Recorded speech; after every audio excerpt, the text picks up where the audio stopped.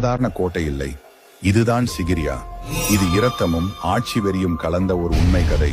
ஒரு தந்தை, ஒரு மகன், ஒரு துரோகம். கடல் ஒதுங்கும் காலம். கிறிஸ்து பிறப்பு 477. இலங்கையின் அதிமேதாவி அரசர் தாதுசேனன் தனது இராச்சியத்தை அனுராதபுரத்தில் சிறப்பாக ஆண்டு கொண்டிருந்தார். ஆனால் அவனது இரத்தத்தின் ஒரு பகுதி அதிக பேராசையை தழுவிக் கொண்டிருந்தது. அவனுடைய மூத்த மகன் காஷியப்பன் அதிகாரத்திற்காகவே பிறந்தவன். ஆனால் ராஜதந்திரப்படி சிம்மாசனத்திற்கு உரியவன் அவனோ இல்லை. அவனது இளைய சகோதரன் மோகல்லானன் தான் உண்மையான வாரிசு. இதில் அவனுக்கு சந்தேகமே இல்லை. அவன் ராஜாவாக வேண்டும் என்று அவன் முடிவு செய்தான். அதற்கு தந்தையை கொன்றுவிட வேண்டும்.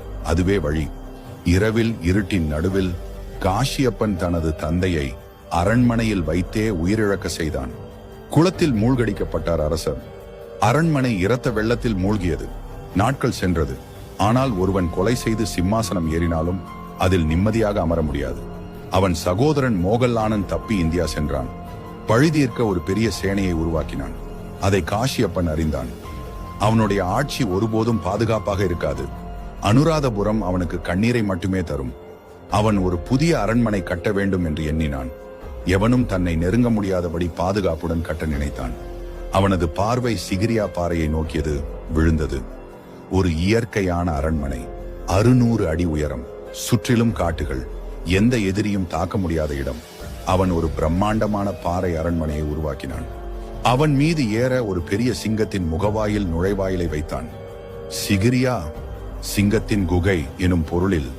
அவன் தன் பாறையின் மீது அழகான தோட்டங்கள், மந்திரமயமான குளங்கள், வானத்தை தொட்ட அரண்மனை மயக்கும் பெண்களின் ஓவியங்கள் எல்லாம் அமைத்தான். ஆனால் ஒரு கொலைகாரனின் மனதுக்கு எங்கே அமைதி? முடிவின் தருணம்.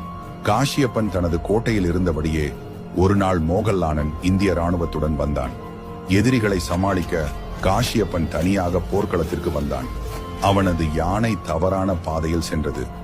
அவன் சேனை தப்பி ஓடியது. அவன் தன்னந்தனியாக தனியாக நின்றான். நான் தோற்கவில்லை, என் வாழ்க்கையை முடிக்கிறேன் என்றான். இலங்கை வரலாற்றில் எழுதிய ஒரு கருஞ்சாயல்.